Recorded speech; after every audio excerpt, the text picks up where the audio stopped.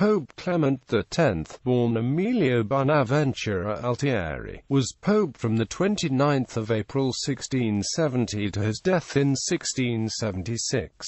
Early life. Emilio Bonaventura Altieri was born in Rome in 1590, the son of Lorenzo Altieri and Victoria Delfin, a noble Venetian lady. His brother was Giovanni Battista Altieri. The Altieri family belonged to the ancient Roman nobility and had enjoyed the highest consideration at Rome for several centuries. They had occasionally contracted alliances with the colonners and the Orsinis. During earlier pontificates, the Altieri held many important offices and had been entrusted with several delicate missions. Early work. Altieri received a doctorate in law from the Roman College in 1611. After finishing his studies, he was named auditor of Giovanni Battista Lancelotti in 1623, in the Nunciature of Poland. He was ordained April 6, 1624. On his return to Rome, he was named Bishop of Camerino, then governor of Loreto and of all Umbria. Pope Urban VIII gave him charge of the works designed to protect the territory of Ravenna from the unruly Po River. Pope Innocent X sent him as nuncio to Naples, where he remained for 8 years. He is credited with the re-establishment of peace after the stormy days of Masaniello.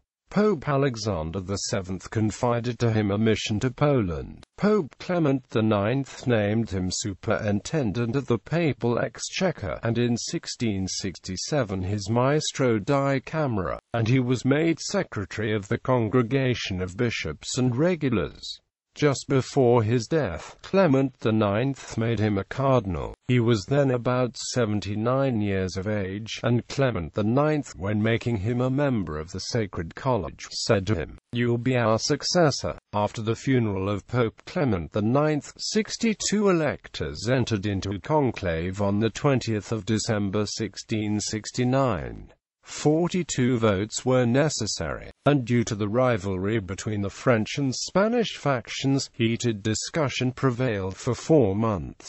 Giovanni Cardinal Conti was supported by 22 votes. Cardinal Rospigliosi, nephew of the late Pope, had 30, or, as some say, 33, with 2 at the accesso, so that he needed only 7 more votes to gain the tiara. Cardinal Seri obtained 23 votes. At length the cardinals agreed to resort to the old expedient of electing a cardinal of advanced years, and proposed Cardinal Altieri, almost an octogenarian, whose long life had been spent in the service of the Church, and whom Clement IX, on the eve of his death, had raised to the dignity of the purple. The reason a prelate of such transcendent merits received the cardinalate so late in life seems to have been that he had waived his claims to the elevation in favor of an older brother. Pontificate. On the 29th of April 1670, the papacy was offered to him by 59 cardinals present at the election, only 2 being against him. He, however, objected because of his age, for he was almost 80, and exclaimed, "I'm too old to bear such a burden." Pointing to Cardinal Brancaccio, Altieri said he was the cardinal whom they ought to elect. He persisted in refusing, protesting that he no longer had strength or memory. Eventually, with tears he accepted, and out of gratitude to his benefactor, by 10 years his junior, he assumed the name of Clement X.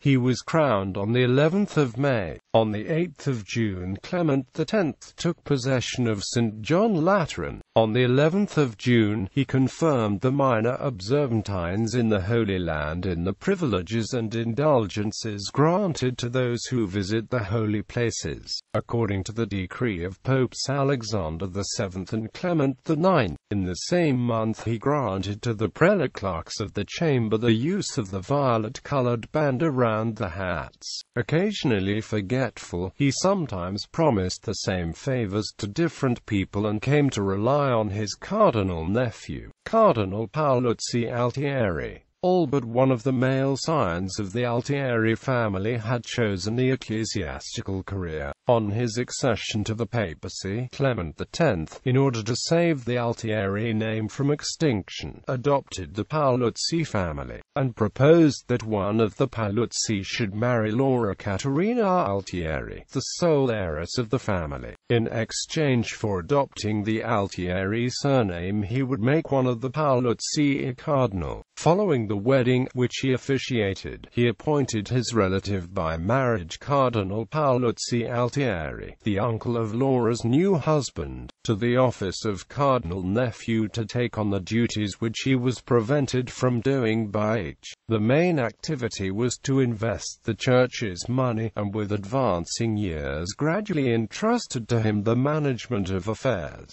to such an extent that the Romans said he had reserved to himself only the episcopal functions of benedicere sanctificare, resigning in favor of the cardinal the administrative duties of regie gubernare. Like all the pontiffs, Clement X advised the Christian princes to love each other and to prove it by generous measures, and by a prudent and scrupulous conduct. It was especially between Spain and France that the Pope desired to witness a renewal of feelings of good understanding. In 1671, the Pope published an edict by which he declared that a noble might be a merchant without loss of his nobility, provided always that he did not sell by retail. In 1676, Gian Lorenzo Bernini sculpted one of his final statues, a bust of Clement X. Canonizations and beatifications. On the 12th of April 1671, Clement X canonized 5 new saints. St. Gatan of Thiene, founder of the Clerks of Divine Providence, better known by their other title of Theatines. St. Francis Borgia, 4th Duke of Gandia, Marquis of Lombay, and Viceroy of Catalonia, born in 1510. He took the habit of the Jesuits in 1547, and became general and one of the most illustrious ornaments of that religious order. St. Philip Benitez, a noble Florentine, a religious of the Order of the Servants of Mary, of which he was the reviver, and not, as has been stated by some, the founder. Pope Leo X had beatified him in 1516. St. Louis Beltran, or Bertrand, a Spaniard, of the family of St. Vincent Ferrer, and like him a Dominican. St. Rose of Lima, of the Third Order of St. Dominic, born at Lima, Peru in 1586. St. Rose, beatified by Clement IX, was the first American saint of the Americas. Fernando III, called El Santo, was a king of Castile and Leon. He was the son of Alfonso IX and Berenguela of Castile, daughter of Alfonso VIII. In 1231 he united Castile and Leon permanently. Fernando was canonized by Pope Clement X in 1671. Several places named San Fernando were founded across the Spanish Empire. He beatified Pope Pius V, Francis Solano, and John of the Cross, all subsequently canonized by Clement XI and Pope Benedict XIII. Clement X also declared venerable one of the famous Spanish mystics, Sister Maria de Jesus de Agreda. Clement X, on the 24th of November 1673, beatified 19 martyrs of Gorkum, who had been taken prisoner at Gorkum, the Netherlands, and put to death in Brielle on the 9th of July 1572, in hatred of the Catholic faith, of the primacy of the Pope, and of the Roman Church. Of the 19 Gorkum martyrs, Peter Ascanius and Cornelius Vican were laymen, 11 were Franciscan priests, 1 a Dominican, 2 Premonstratensians, 1 a regular canon of St. Augustine, and 4 were secular priests. On the 13th of January 1672, Clement X regulated the formalities to be observed in removing the relics of saints from sacred cemeteries. No one was to remove such relics without the permission of the cardinal vicar. They were not to be exposed for the veneration of the faithful, unless previously examined by the same cardinal. The principal relics of the martyr, that is to say, the head, the legs, the arms, and the part in which they suffered, were to be exposed only in the churches, and they were not to be given to private persons, but only to princes and high prelates, and even to them but rarely, lest the too great profusion should deprive relics of the respect which they ought to inspire. The Pope decreed severe penalties against all who gave a relic any name but that given by the cardinal vicar. The pain of excommunication was pronounced against all who should demand any sum whatever for sealed and authentic relics.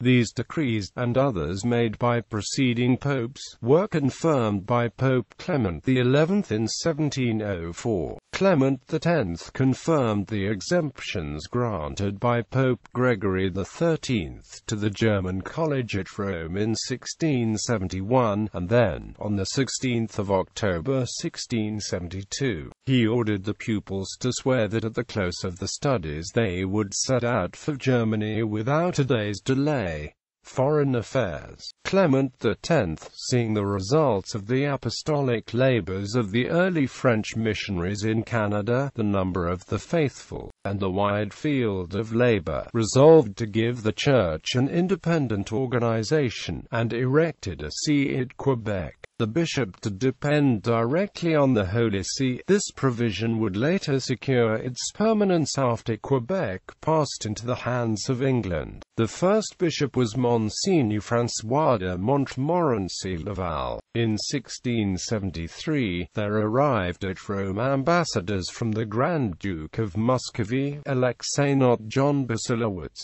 He solicited from the Pope the title of Tsar, which, however, he had already conferred upon himself. At the same time, it could not be forgotten that he gave strong financial aid to King John Sobieski of Poland in the fight against the Turkish invaders. But Paul Menesius, a Scotsman, who was the ambassador, could not obtain the grant or sanction of that title, though he was received with great magnificence and had many precious gifts to carry back to his master. The Grand Duke of Muscovy did not profess the Catholic faith in such a manner as to give any assurance of his intentions, and the King of Poland had looked upon the embassy with displeasure. Local administration. Meantime, Rome had reason to fear trouble. Cardinal Altieri, who was at the head of the government, determined to increase the revenues, and he established a new tax of 3% upon all merchandise entering the city, including even goods for cardinals and ambassadors. Although the government complained that ambassadors had abused the privilege, the diplomatic corps showed discontent that they were not expressly exempted in the new tax law. Another edict confirmed the first, and ordered the confiscation without distinction of all goods that did not pay the new tax.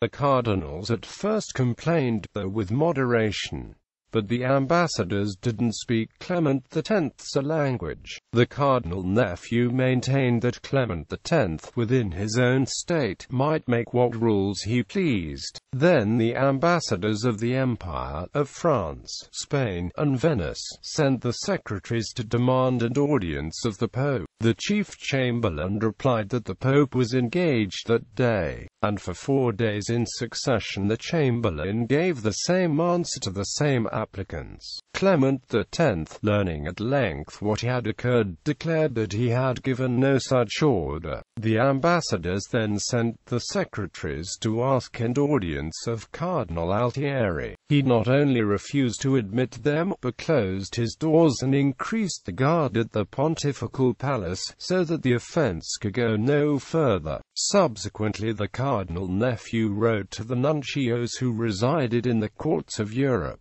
stating that the excesses committed by the ambassadors had induced the Pope to publish the edict. The ambassadors, on the contrary, assured their sovereigns that the accusation was a pretext. The conflict lasted for more than a year, and Clement X, who loved peace, at length referred the matter to a congregation. Some time after, Cardinal Altieri declared that he had not intended to comprise the ambassadors among those for whom the edict was intended, and that the Pope had never contemplated subjecting them to it. Queen Christina of Sweden, who had become a Catholic and moved to Rome in December 1655, made Clement X prohibit the custom of chasing Jews through the streets during the Carnival. In 1686 she issued a declaration that Roman Jews stood under her protection, signed La Regina, the Queen. Jubilee. In the year 1675, Clement X celebrated the 14th Jubilee of the Holy Year. Notwithstanding his age, he visited the churches, regretting that the gout prevented him from making that holy visit more than 5 times. He went 12 times to Trinity Hospital to wash the feet of the pilgrims, and after the ceremony gave them liberal alms. A commemorated silver piastre was issued on the occasion of the Holy Year. Death. On the 22nd of July 1676, the agonies of the gout became so violent that Clement X died under them. He was 86 years old, and had governed the Church 6 years, 2 months,